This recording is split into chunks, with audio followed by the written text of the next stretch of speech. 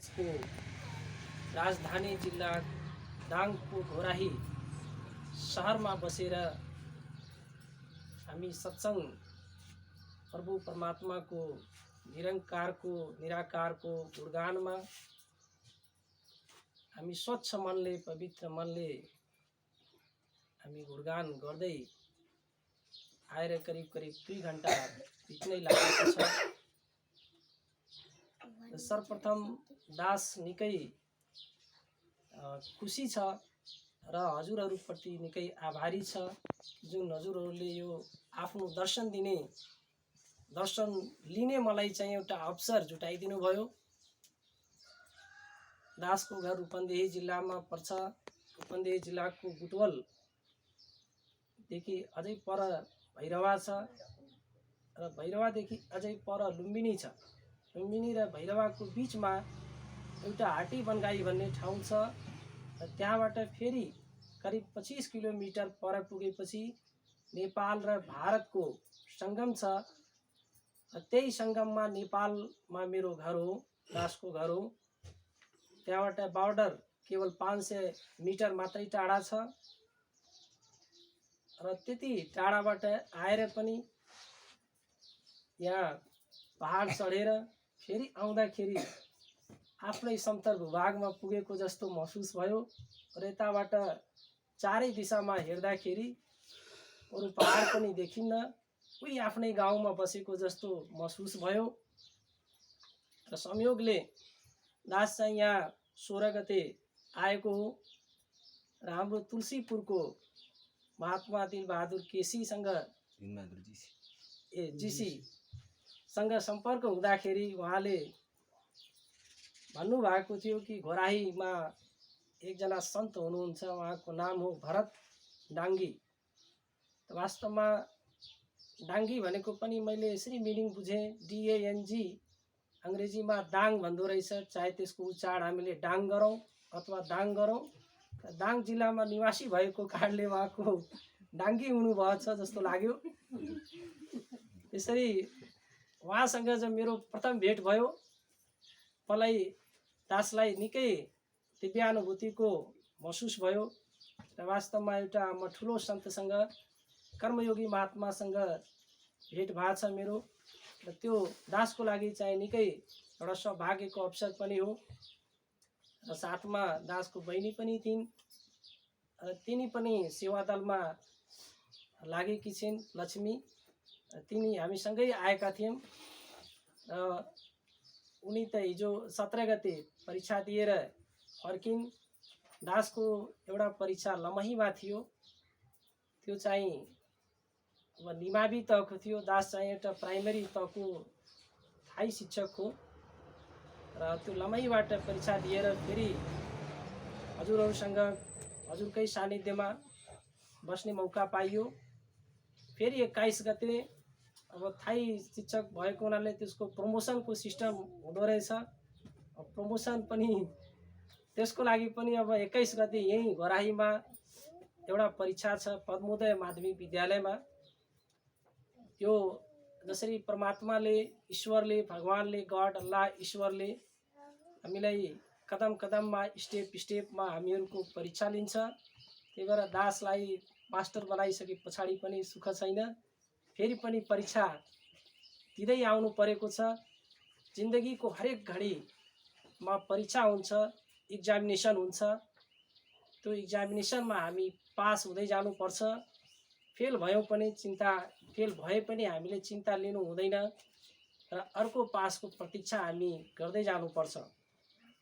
यस घोराही उपमहानगरपालिका वडा नम्बर 15 गोरख क्षेत्र हैन, गोरख क्षेत्र दाङमा हामी आदरणीय परम पूज्य महात्मा गोवर्धनजीको घरमा यो हामी सत्सङ्ग गर्दैछौँ।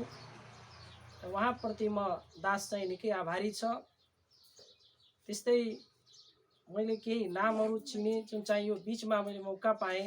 जस्तै पुष्पा केसी बहिनी, रतनपुर घोराही, करण केसी, कल्पना केसी, अनि गोमा ओली, भरत डाङ्गी, गीता डाङ्गी, निशान अनि भार्गव निशान वर्गम महात्मासँग मेरो धेरै चाहिँ घुलमिल हुने मौका प्राप्त भएको छ र मेरो एउटा भनौँ नि अलि लामो समयको लागि साथीको रूपमा मैले पाएको छु दुवैजनालाई। साह्रै चाहिँ जस खुसी लागेको छ र मलाई अद्भुत महसुस भएको छ यसरी पहाड कटाएर दाङ जिल्लाको खोराहीमा आउँदाखेरि मेरो आफ्नो मान्छे को होला भन्ने लागिरहेको थियो। तर यहाँ मेरा थुप्रै आफ्ना मान्छेहरू रहेका छन् र यसको श्रेय सद्गुरु माता सुदीक्षाजी हुनुहुन्छ, निरङ्कार परमात्मा हुनुहुन्छ। यो निरङ्कारी भएको हुनाले एउटा यहाँ आइसके पछाडि मलाई आफ्नो परिवार, आफ्नो गाउँ, आफ्नो घरभन्दा अलिकति पनि फरक महसुस भएको छैन। बरु यहाँ लामो समयसम्म बसौँ जस्तो लागिरहेछ र यत्रो महात्माहरू मिलेर यो घोराहीको एउटा जुन साख सिर्जना गर्नुभएको छ, एउटा पुँजी बनाउनु भएको छ र एउटा निरङ्कारी सत्सङ्गको बीजारोपण जुन गर्नुभएको छ, निश्चित रूपले जुन हजुरहरूको एउटा ठुलो कामना छ यो घोराहीमा पनि एउटा निरङ्कारी मिसनको एउटा ठुलो भव्य भवन बन्ने र बनाउने अभियानमा जुन लागि पर्नु भएको छ त्यो अभियान अवश्य रूपले पूर्ति हुनेछ भन्ने म दास चाहिँ प्रभु परमात्मा निराकार र सद्गुरु मातासँग कामना गर्दछ। र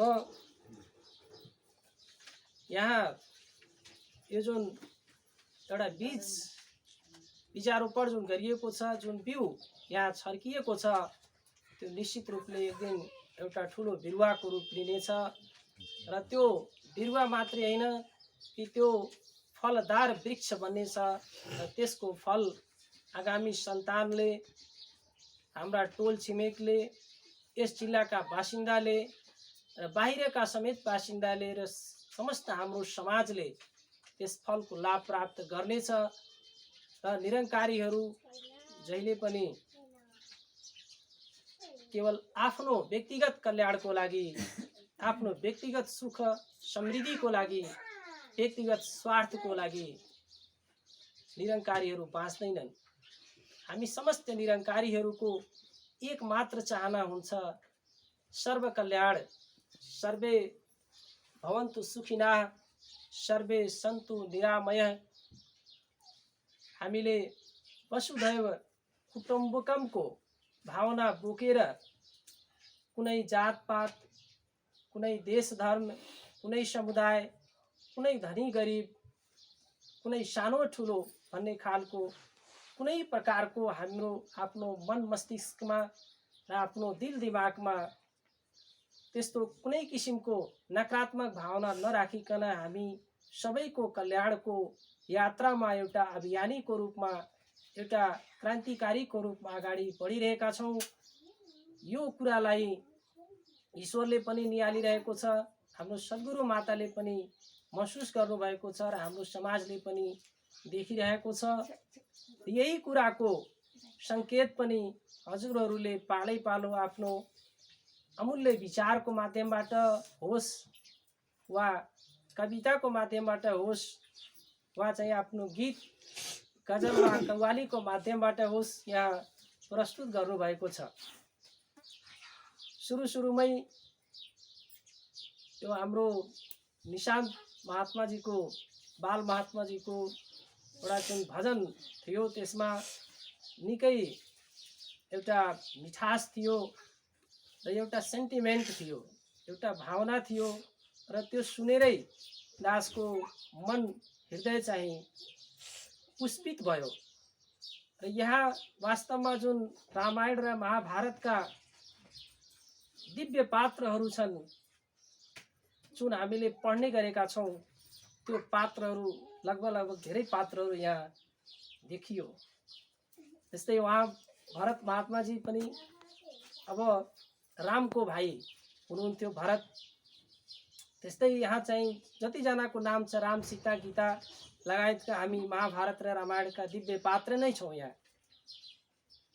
र हाम्रो दासले एउटा फिलिङ के गर्यो भने घोराहीमा आएर यहाँको सत्सङ्ग चाहिँ राम्रो लाग्यो, एकदम सिस्टमेटिक लाग्यो र हजुरहरूको जुन एउटा लगाव छ भक्तितर्फ त्यो प्रशंसा योग्य छ र आफ्नो मन आत्मा र हृदयले खुलेर हजुरहरू यस भक्ति मार्गमा लाग्नु भएको छ र हजुरहरूले जुन एउटा सेवा दासलाई दिएर दासलाई ऋणी बनाउनु भएको छ त्यसप्रति यो घोराही पुरै निरङ्कारी समाजप्रति दास चाहिँ हार्दिक आभार व्यक्त गर्दछ र सँगसँगै दासलाई हजुरहरूले रूपन्देही जिल्लामा यहाँहरूमध्ये कोही पनि आएको बेलामा एउटा तनले मनले अथवा धनले भए पनि कुनै पनि किसिमले सेवा गर्ने मौका दिनुहोला।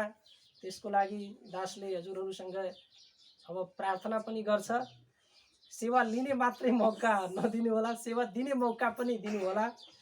कुनै बेला हजुरहरू लुम्बिनीतिर भैरवातिर आएको बेलामा अवश्य सम्झनु होला, आफ्नो ज्ञान बुद्धि क्षमता आफ्नो भनौँ नि अब हैसियत अनुसारको सेवा अवश्य पनि प्रदान हुन्छ।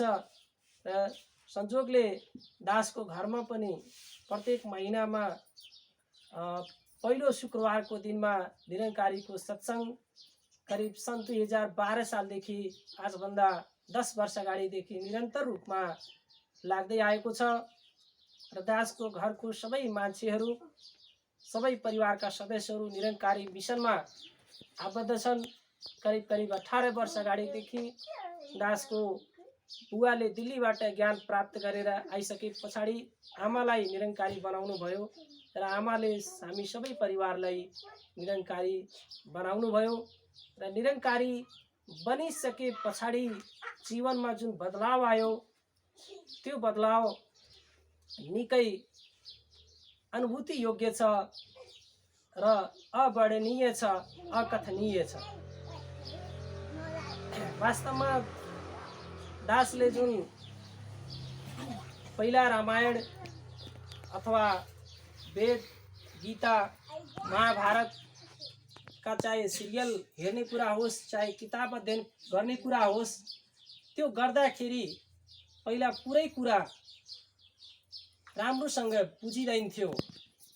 तर जब निरङ्कारीको ज्ञान लियो, जब जानियो what is God, what are the features of God, what are the characteristics of God, supreme God, formless God, supreme soul, जसलाई हामीले सुपर गॉड सुपर नेचर जे भने पनि त्यसको जुन व्याख्यान छ, त्यसको जुन विशेषता छ, जुन चरित्र छ, जुन लक्षण छ, जुन रामायणमा व्याख्या छ, महाभारतमा व्याख्या छ, कुरान बाइबलमा व्याख्या छ, गीतामा व्याख्या छ, त्यो राम्रोसँग समझमा वास्तवमा आउँदैन थियो।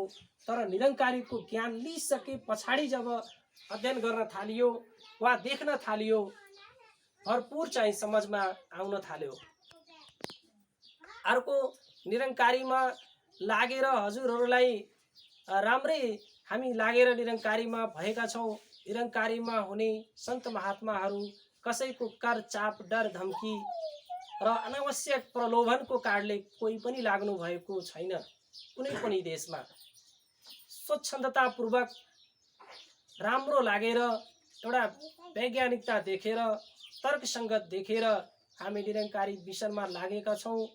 कम्पेरेटिभली तुलनात्मक रूपले दासले पनि यो संसारमा विभिन्न मिसनहरू छन्, चाहे जय गुरुदेववाला मिसन होस्, चाहे सन्तराम पालको मिसन होस्, चाहे त्यो मानव धर्मको मिसन होस्, लगायत यो नेपाल भारत लगायत त्यसभन्दा बाहिरका मुलुकहरूमा पनि थुप्रै खालका आध्यात्मिक र धार्मिक मिसनहरू सङ्घ संस्थाहरू खुलेका छन्, काम पनि गरिरहेका छन्।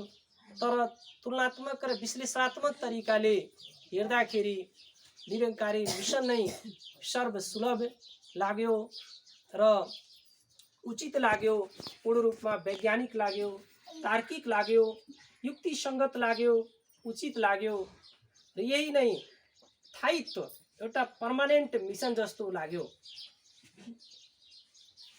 र यो एउटा यस्तो हामी आन्दोलनमा छौँ, एउटा यस्तो हामी ठुलो अभियानमा छौँ, जुन अभियान, जुन मिसन हाम्रो समाजका, हाम्रा टोल छिमेकका मानिसहरूले यति सजिलै बुझ्दैनन् कि यो निरङ्कारीहरू कहाँ जान्छन्, यो सत्सङ्ग गर्छन्, एकअर्काको खुट्टा ढोक्छन्, भजन गाउँछन्, महिला पुरुष एकै ठाउँमा बस्छन्, बुढाहरूले पनि बच्चाको किन खुट्टा ढोकिदिन्छन्, पुरुषहरूले महिलाको किन खुट्टा ढोकिदिन्छन् भन्ने खालका विचारहरू, भावनाहरू, खुल्दुलीहरू, उत्सुकताहरू र भ्रमहरू हाम्रो समाजमा पनि नभएका होइनन्।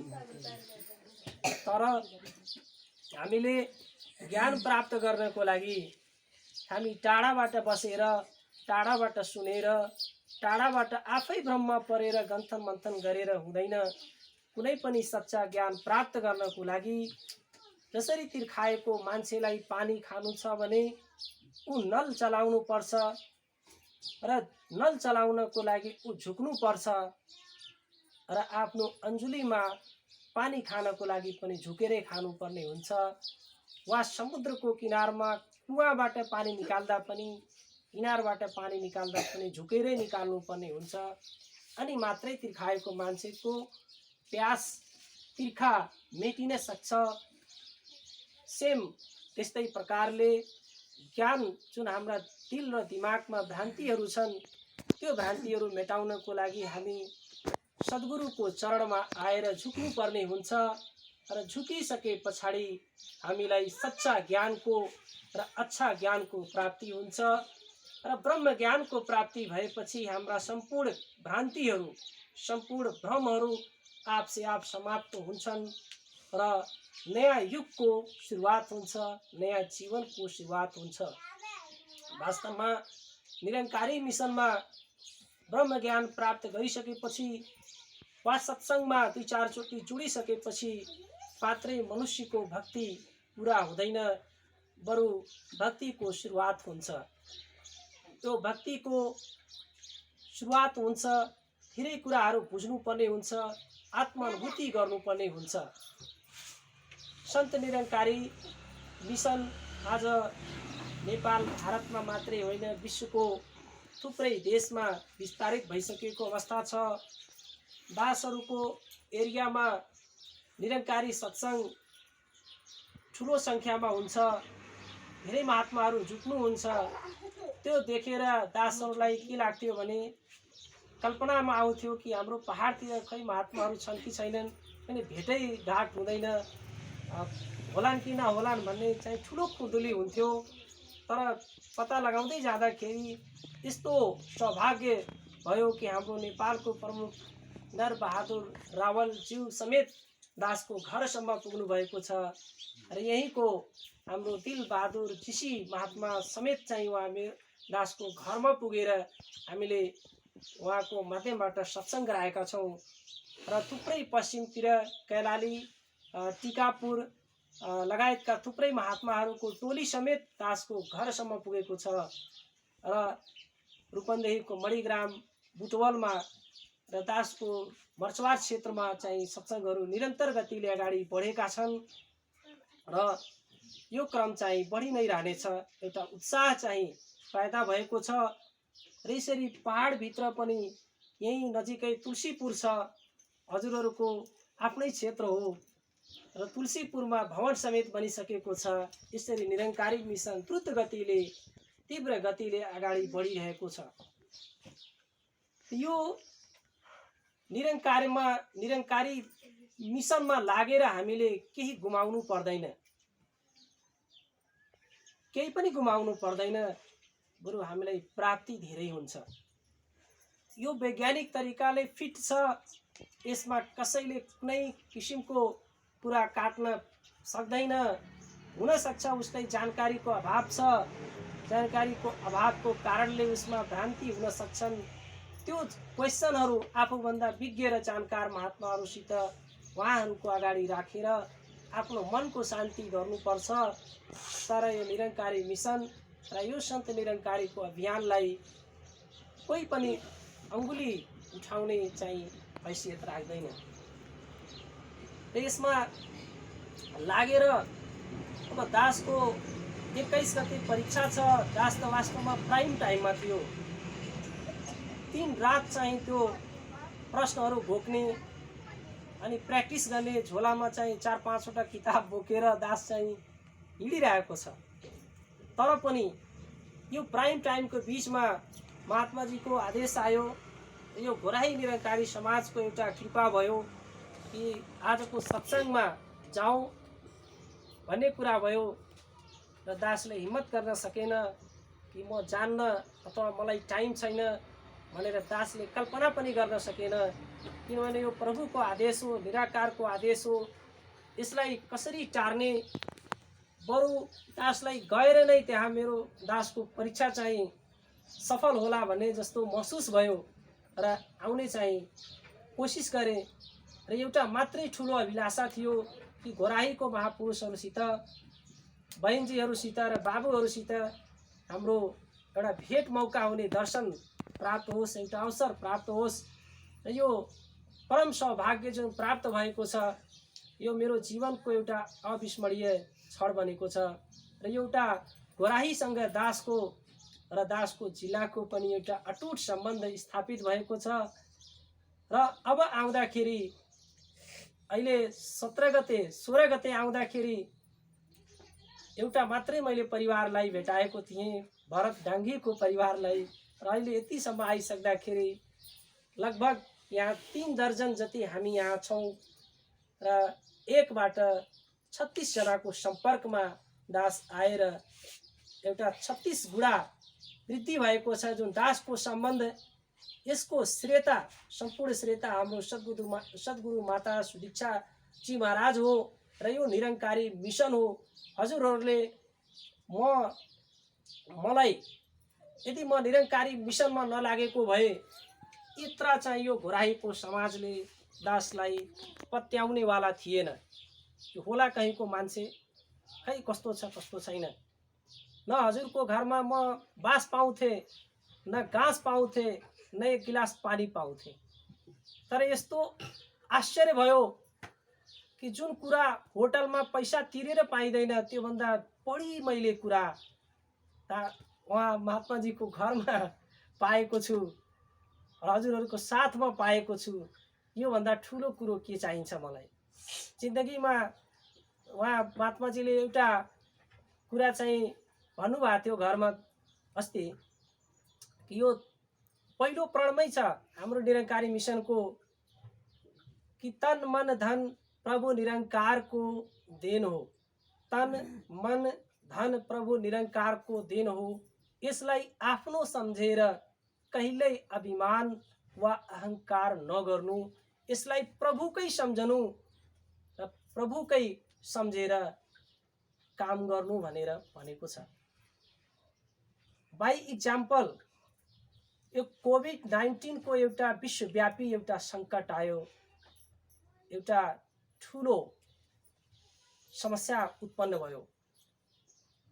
2019 को दिसम्बर महिनाको चाइनाको युहान सहरबाट यो उत्पन्न भएर एकाएक नेपाल त एकदम नजिकको पडोसी देश थियो, जहाँ कोरोनाको संक्रमण प्रसारित हुनु स्वाभाविक थियो।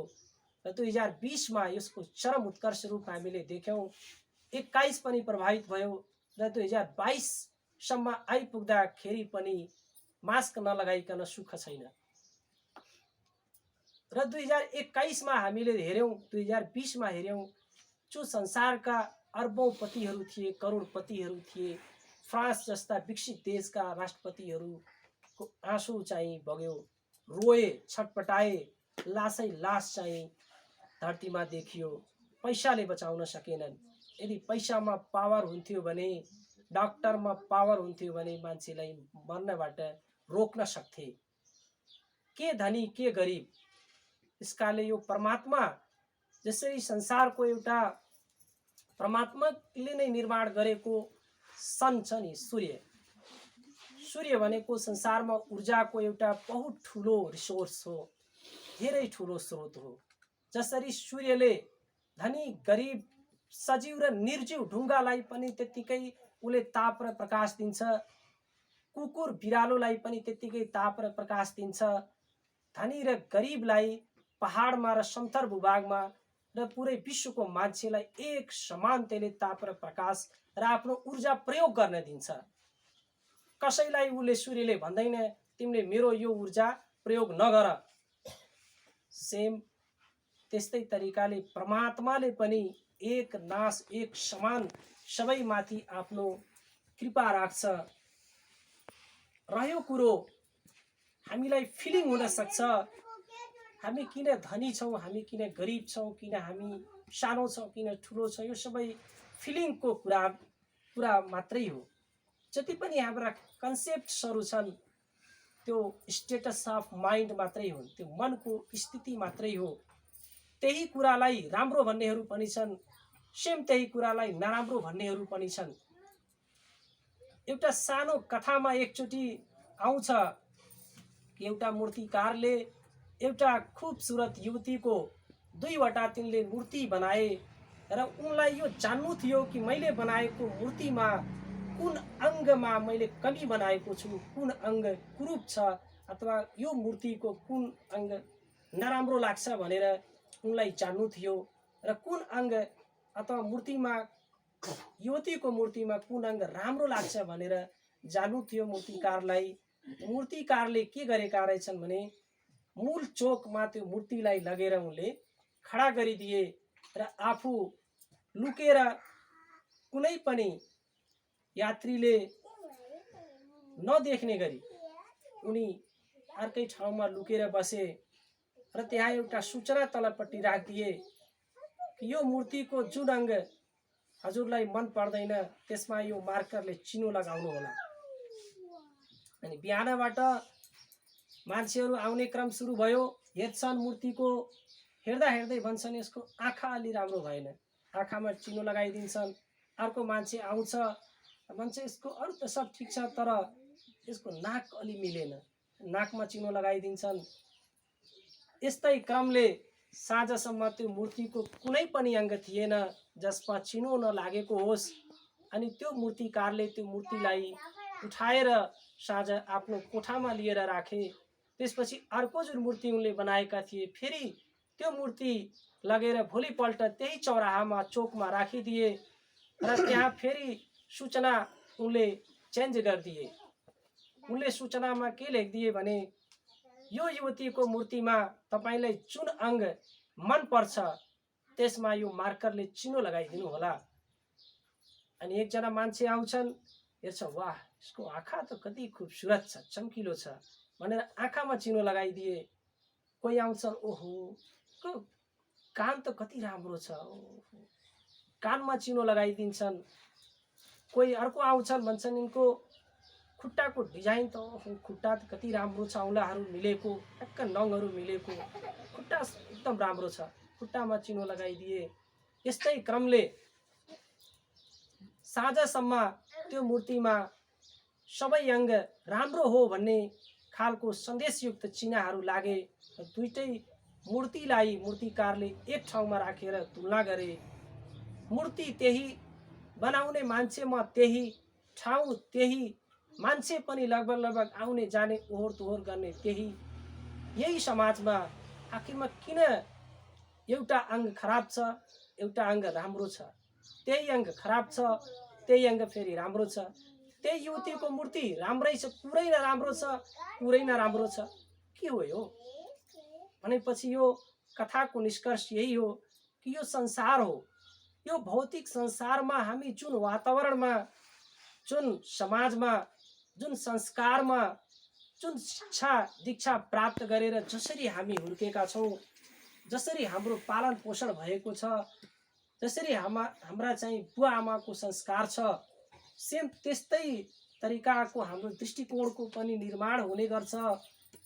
त्यही कुरालाई हामीले राम्रो पनि भन्छौँ, त्यही कुरालाई नराम्रो पनि भन्छौँ, तर यथार्थमा न त्यो राम्रो छ न त्यो नराम्रो छ, त्यो वस्तु त्यही नै हो।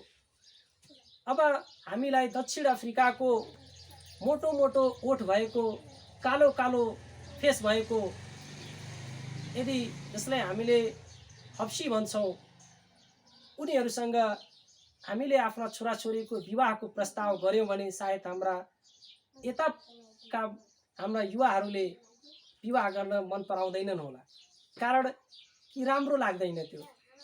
तर त्यही व्यक्ति कसैको नजरमा संसारको सबभन्दा सुन्दर व्यक्ति हुन सक्छ, संसारको सबैभन्दा प्रियतम व्यक्ति पनि हुन सक्छ।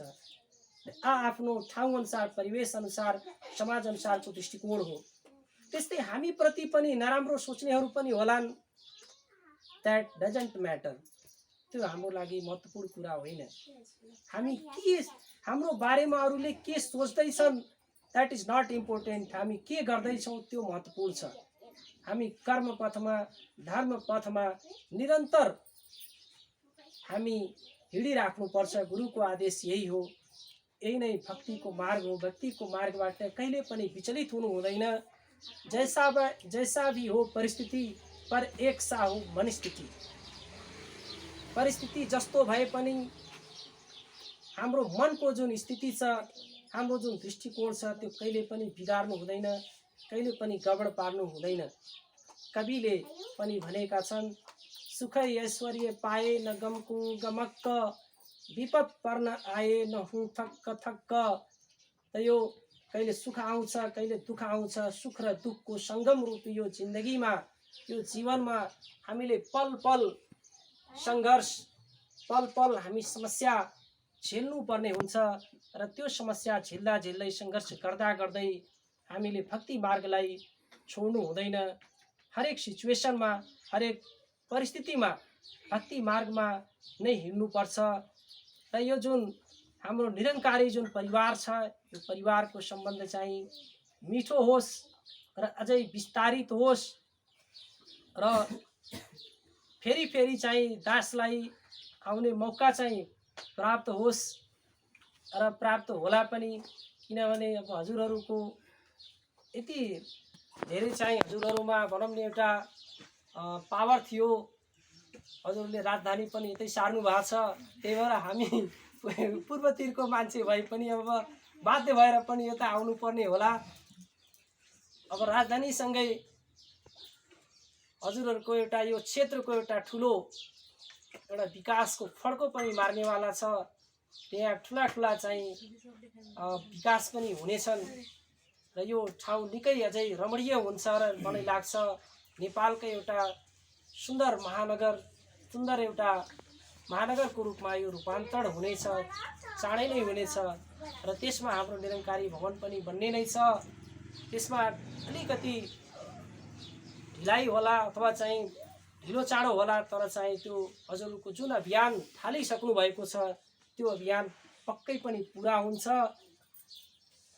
र हामी युवा महात्माहरू, बाल महात्माहरू, बिहान चाहिँ हाम्रो पुष्पा बहनजीले एउटा बाल सत्सङ्गको पनि प्रस्ताव ल्याउनु भएको थियो। त्यो सुनेर दासलाई निकै खुसी लागेको थियो। दासको सल्लाह सुझाव यही छ कि कम्तीमा हाम्रो यो सत्सङ्गसँग आफ्ना छोराछोरीहरूलाई, हाम्रो युवाहरूलाई, बालबालिकाहरूलाई कम्तीमा जोड्ने प्रयास गरौँ। एउटा 15-20 जनासँग, 15-20 जनासम्म जब हाम्रो बाल महात्माहरू, युवा महात्माहरू जब यहाँ आउनुहुन्छ नि, रेगुलर नियमित रूपमा जब सत्सङ्ग गर्न सुरु गरिदिनुहुन्छ, तब हाम्रा जिम्मेवार महात्माहरूलाई पनि एउटा विश्वास लाग्छ, यो अब हामी बालबालिकाहरू पनि अब हामी आइरहेका छौँ, अब हामीहरूको छुट्टै सत्सङ्ग पनि सुरु हुनसक्छ। अब आउँदै नआएपछि 2-4 जना भएपछि तत्काल सुरु गरिदिँदाखेरि त्यसको निरन्तरता नहुन पनि सक्छ। त्यस कारणले बिस्तारै बिस्तारै हामीले आफ्नो घरमा सकेसम्म बच्चाहरूलाई सत्सङ्गतर्फ प्रेरित गर्ने र सत्सङ्गमा लिएर आउने। किन यो शिक्षा र संस्कार सबैभन्दा ठुलो सम्पत्ति हो। जब शिक्षा र संस्कार बन्छ, मान्छे धनले गरिब भए पनि, घर चाहिँ झुप्रोको भए पनि केही फरक पर्दैन।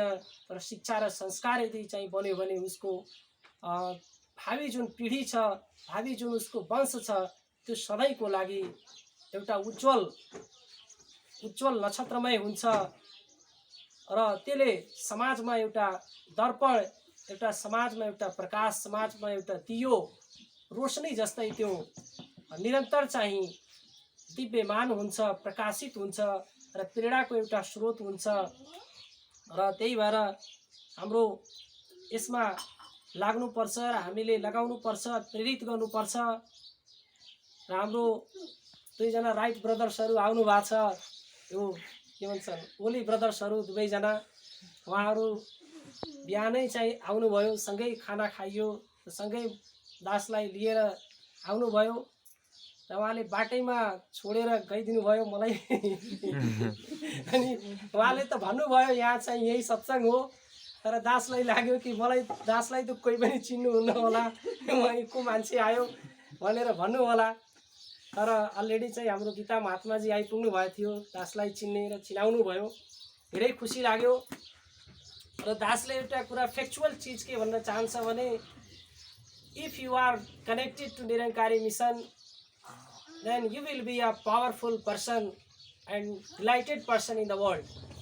कुनै पनि ताकतले काट्न सक्दैन। र यसले तपाईँ जुन कार्यक्षेत्रमा हुनुहुन्छ, चाहे तपाईँ बिजनेस गर्नुहोस्, चाहे तपाईँ पढाइ गर्नुहोस्, चाहे तपाईँ गृहिणीको काम गर्नुहोस्, कुनै पनि रोजी रोजगार पेसाको काम गर्नुहोस्, त्यसले फाइदा नै पुर्याउँछ, बेफाइदा त अलिकति पनि पुर्याउन सक्दैन। किन दासलाई पढाइको सिलसिलामा पनि यसले बहुत क्रिएटिभ पावर दिएको छ।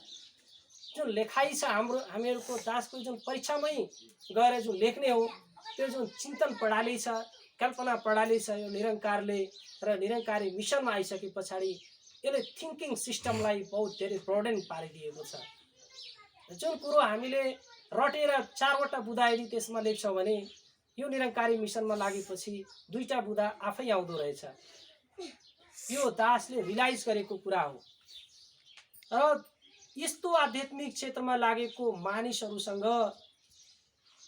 यो जसरी समुद्रमा जति आगो फाले पनि त्यो समुद्रले सोच दिन्छ, आफै भित्र समावेश गरिदिन्छ।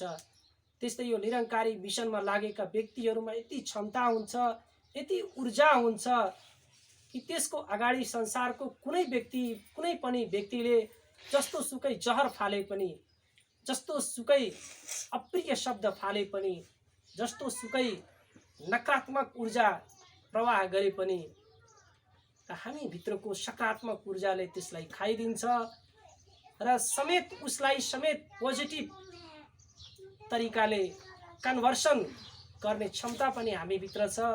किनभने हामीसँग एउटा चाहिँ डिभाइन लाइट छ, दिव्य ज्योति छ, दिव्य प्रकाश छ।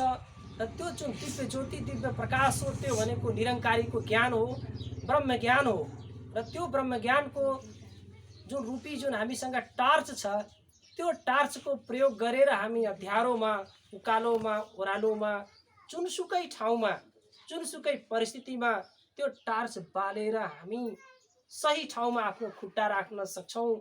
कहिले पनि आफूलाई अँध्यारोमै महसुस गर्दैनौँ।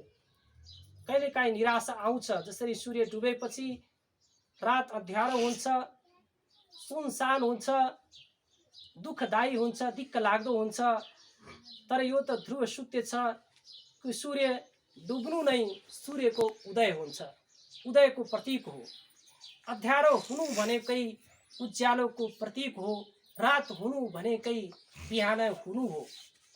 अर्थात् हामी विषम परिस्थितिबाट घबराउनु हुँदैन र समय पनि धेरै नेटो काटिसकेको छ। त्यसैले म दासले सम्पूर्ण यहाँ हाम्रो बाल महात्माहरू हुनुहुन्छ हैन, सबै बाल महात्माहरूको ओठमा सधैँ मुस्कान होस्। हजुरहरूको जुन एजुकेसन प्राप्त गर्नुभएको छ, आफ्नो भौतिक दुनियाँको एजुकेसन, साइन्स, म्याथ, नेपाली, सामाजिक जस्ता विषयहरू जुन पढ्नु भएको छ, त्यसमा पनि एकदम राम्रो प्रगति होस् र जुन समाजलाई हाम्रो हेर्ने जुन दृष्टिकोण छ त्यो आध्यात्ममय होस्, पोजिटिभ होस्।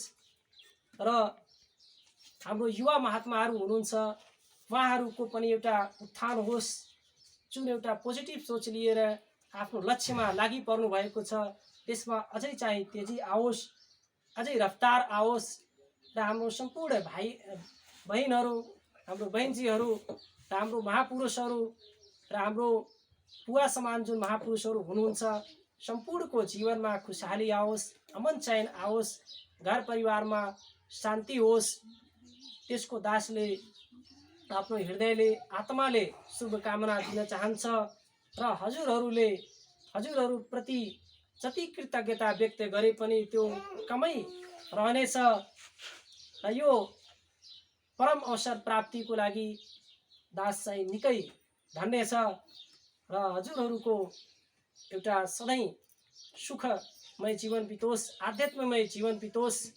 सन्त निरंकारी मिसनको झन्डा चाहिँ अझै तेजीको साथ लहरियोस् भन्ने शुभेच्छाको साथमा दासले पुनः हजुरहरूको भविष्यमा भेटघाट एउटा हुने मौका जुटोस् र दासलाई पनि सेवा गर्ने अवसर प्राप्त होस् भन्ने शुभकामना दिँदै दास चाहिँ हजुरहरूको चरणमा धन निरंकार गर्दै र दासको मुखार बिन्दुबाट निस्केको कुनै अप्रिय शब्द भएमा त्यसलाई बच्चा सम्झेर माफ गरिदिने आग्रह गर्दै प्रार्थना गर्दै सद्गुरु माता सुदीक्षा जीको कृपालाई हृदयले स्मरण गर्दै यो निराकार प्रभु परमात्मालाई स्मरण गर्दै प्रार्थना गर्दै दास यही हजुरहरूसँग आशीर्वाद माग्दछ। धन निरंकार जी।